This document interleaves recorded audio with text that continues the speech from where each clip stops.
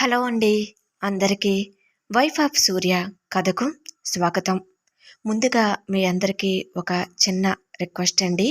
మన ఛానల్‌ని మొదటిసారిగా చూసినట్లయితే ప్లీజ్ దయచేసి సబ్స్క్రైబ్ చేసుకుని ఎంకరేజ్ చేయగలరు. అదేవిధంగా మీకు కథ నచ్చినట్లయితే తప్పకుండా లైక్ చేయగలరు.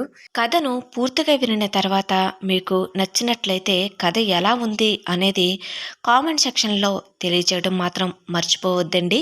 మరిక ఆలస్యం చేయకుండా కథలోకి వెళ్ళిపోదాం. చందు డైనింగ్ టేబుల్ దగ్గరకు వెళ్ళి చకచక ప్లేట్లు సర్దుతుంది. చందు వడ్డిస్తుంటే సూర్య ఆమెను చూసి చిన్నగా నవ్వుతూనే ఉంటాడు. ఆమె సిగ్గుపడుతుంటే అతనికి ముచ్చటేస్తుంది. ఆమెను కంగారు పెట్టకూడదని నిర్ణయించుకుంటాడు సూర్య. చందు ప్లేటులో అన్నం పెడుతుంది. సూర్య ఆమె చేతిని మెల్లగా పట్టుకుంటాడు. చందు ఒక్కసారిగా తలెత్తి చూస్తుంది. సూర్య చందు కళ్ళల్లోకి చూస్తూ, చందు, ఎందుకంత టెన్షన్ పడుతున్నావు? నువ్వు ఏదో తప్పు చేసినట్లుగా, లేదా ఎవరికో భయపడుతున్నట్టుగా ఎందుకు అలా ఉన్నావు? నేను నీ సూర్యాని, నీ భర్తని. నువ్వు నా ప్రక్కన భయంగా కాదు, ప్రశాంతంగా ఉండాలి అంటాడు. సూర్య మాటలకు చందు మౌనంగా తల దించుకుని, లేదు సూర్య, అది కొత్తగా ఉంది అంటుంది. నేను అర్థం చేసుకోగలను చందు. 5 సంవత్సరాలకు పైబడిన ప్రేమ మనది. కానీ నా వల్ల నువ్వు ఎప్పుడూ అసౌకర్యంగా ఫీల్ అవ్వకూడదు. నీకు ఇష్టం లేనిదే, నువ్వు మానసికంగా సిద్ధపడనిదే నేను నా హద్దును దాటను. ఈ రాత్రి మనది, కానీ అది కేవలం శారీరకం మాత్రమే కాదు, మన మనసులు మళ్ళీ ఒక్కటయ్యే సమయం అంటాడు. ఇలా ఇద్దరూ భోజనాన్ని ముగిస్తారు. చందు వంటగదిలోని పనులన్నీ చకచకా పూర్తి చేస్తుంది. మనసులో ఏదో తెలియని ఆందోళన. గుండె చప్పుడు పెరిగిపోతుంది. ఆమె ఒక వెండి గ్లాసులోకి వేడివేడి పాలును తీసుకుని వణుకుతున్న అడుగులతో సూర్య గది వైపు నడుస్తుంది. ఆ గ్లాసులో పాలు ఆమె మనసులాగే అలజడితో కదులుతూ ఉంటాయి. చందు గది డోర్ దగ్గరికి రాగానే ఆగిపోతుంది. లోపల ఏసీ చల్లగా ఉన్నా ఆమె ముఖం మీద చెమటలు పడుతుంటాయి. ఆమె గదిలోకి అడుగు పెట్టడానికి సంకోచిస్తుంటే సూర్య అప్పటికే రూమ్లో తన భార్య కోసం ఎదురు చూస్తూ ఉంటాడు. ఆమె రాకును గమనించిన సూర్య మెల్లగా లేచి ఆమె దగ్గరకు వస్తాడు. సూర్య ఆమె కళ్ళల్లోకి చూస్తూ ఆమె చేతిలోని గ్లాసును తీసుకుని ప్రక్కనున్న టేబుల్ మీద పెడతాడు. తర్వాత ఆమె మెత్తటి చేతులను తన చేతుల్లోకి తీసుకుంటాడు. చందు, ఎందుకంత భయం? ఇన్నాళ్ళు నువ్వు పడ్డ కష్టాలన్నీ ఆ గడప బయటే ఉండిపోయాయి. లోపలికి రా అంటూ ఆమెను ముందుకు నడిపించే ప్రయత్నం చేస్తాడు. కానీ చందు ఒక్క అడుగు కూడా ముందుకు వెయ్యలేకపోతుంది.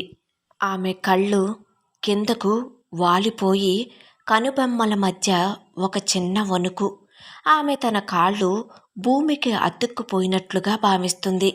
అది అయిష్టం వల్ల కాదు, పెళ్ళి అయిన మొదటి రాత్రి ఒక ఆడపిల్లలో ఉండే సహజమైన సిగ్గు మరియు భయం వలన. ఆమె సంకోచాన్ని చూసిన సూర్య పెదవుల మీద ఒక చిన్న నవ్వు మెరుస్తుంది. ఆమెను మాటలతో ఇబ్బంది పెట్టడం కంటే తన చేతులతో ధైర్యం చెప్పాలనుకుంటాడు. సూర్య ఒక్కసారిగా వంగి తన ఒక చేతిని ఆమె వీపు వెనక, మరొక చేతిని ఆమె మోకాళ్ల క్రింద పెట్టి చందుని తన 2 చేతుల్లోకి ఎత్తుకుంటాడు. సూర్య చేసిన పనికి చందు ఒక్కసారిగా ఆశ్చర్యపోయి కింద పడిపోతానేమో అన్న భయంతో సూర్య భుజాలను గట్టిగా చుట్టేస్తుంది. ఆమె ముఖం అతని ఛాతీని ఆనుకుంటుంది. సూర్య గుండె చప్పుడు ఆమెకు స్పష్టంగా వినిపిస్తుంది. ఆమె తడి చుట్టులోని మల్లెపూల వాసన సూర్యాని మైమర్పిస్తుంది. సూర్య ఆమెను చాలా సుతారంగా ఒక పువ్వును ఎత్తుకున్నట్లుగా బెడ్ దగ్గరకు తీసుకువెళ్తాడు. అత్యంత మృదువైన ఆ బెడ్ మీద సూర్య ఆమెను మెల్లగా పడుకోబెడతాడు.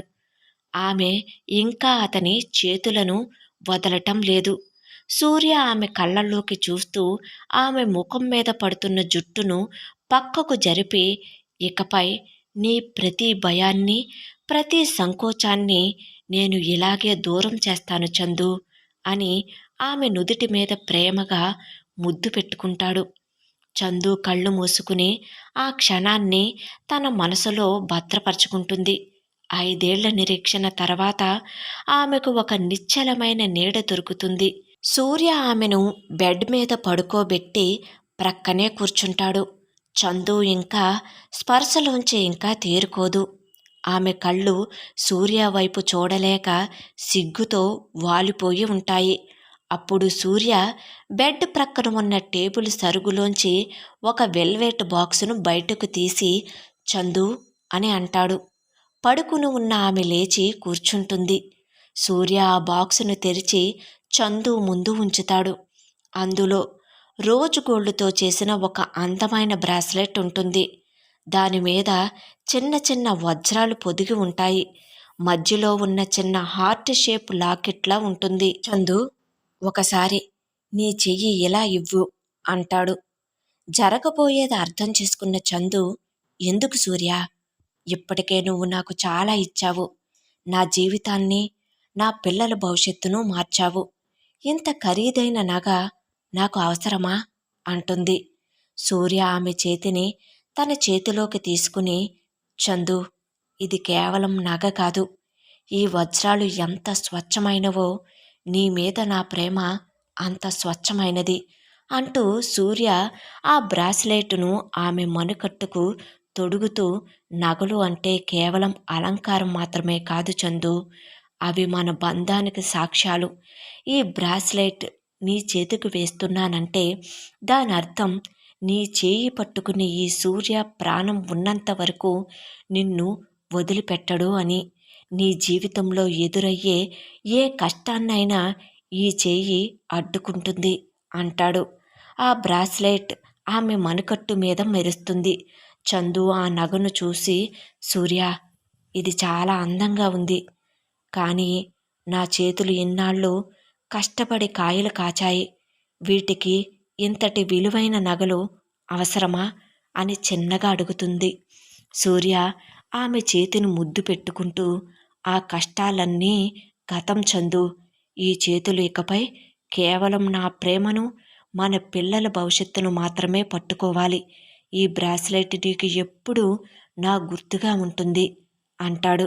ఈ చల్లదనం ఉన్న వారిద్దరి మధ్య ఉన్న ప్రేమ వేడి ఆ వాతావరణాన్ని వెచ్చగా మారుస్తుంది. సూర్య చందు మణికట్టుకు ఆ బ్రాస్లెట్ తొడిగి ఆమె చేతిని వదలకుండా తన గుండెలకు హత్తుకుంటాడు.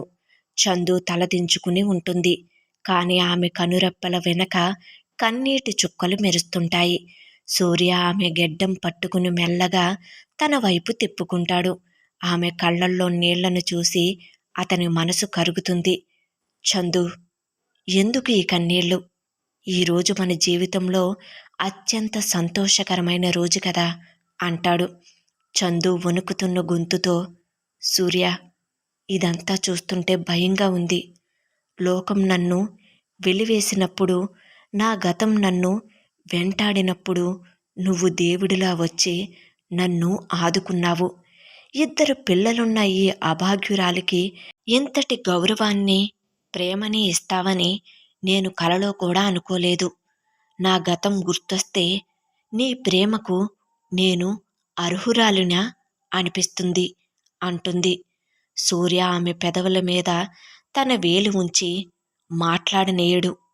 అతను ఆమెను ఇంకా దగ్గరకు తీసుకుని తన బాహువుల్లో బంధిస్తాడు. మళ్ళీ అదే మాట అంటే నాకు కోపం వస్తుంది చందు. నీ గతం నీ తప్పు కాదు. అది నీకు జరిగిన ఒక అన్యాయం. కానీ నీ వర్తమానం నేను. నీ మనసు ఎంత స్వచ్ఛమైనదో నాకు తెలుసు. నీ శరీరాన్ని నేను కోరుకునే ముందే నీ ఆత్మను నా ఆత్మతో కలిపేశాను.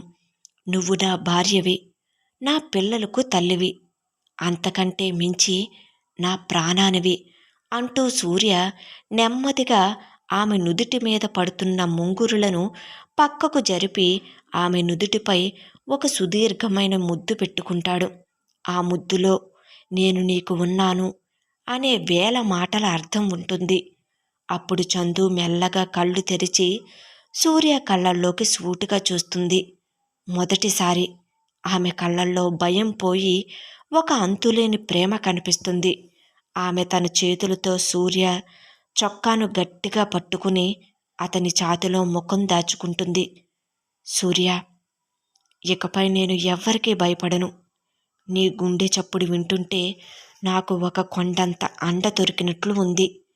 నన్ను ఎప్పుడూ ఇలాగే నీ నీడలో దాచుకుంటావా అంటుంది.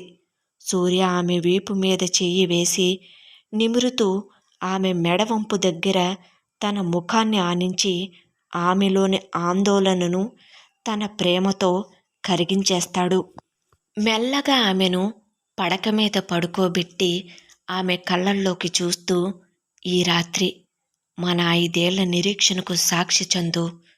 ఇక నీవు నేను వేరు కాదు, మనం ఒక్కటే అని అంటూ ఆమె పెదవులను తన పెదవులతో సున్నితంగా స్పృశిస్తాడు. ఆ నిశ్శబ్దంలో, ఆ ఏసీ చల్లదనంలో వారిద్దరు శ్వాసలు ఒక్కటవుతాయి. మల్లెపూల పరిమళం మధ్య సూర్య మరియు చందులు ఒకరికి ఒకరు తోడై తమ గతాలన్నీ మర్చిపోయి ఒక కొత్త ప్రపంచాన్ని నిర్మించుకుంటారు. ఒక నది వెళ్ళి సముద్రంలో కలిసినట్లుగా చందు జీవితం సూర్య అనే మహాసముద్రంలో కలిసిపోయి ప్రశాంతతను పొందుతుంది. గదిలోని వెలుగు మెల్లగా తగ్గుతుండగా వారిద్దరి కొత్త జీవితం ఒక మధురమైన కార్యంగా మొదలవుతుంది. వైఫ్ ఆఫ్ సూర్య కథ కొనసాగుతుంది. Thank you.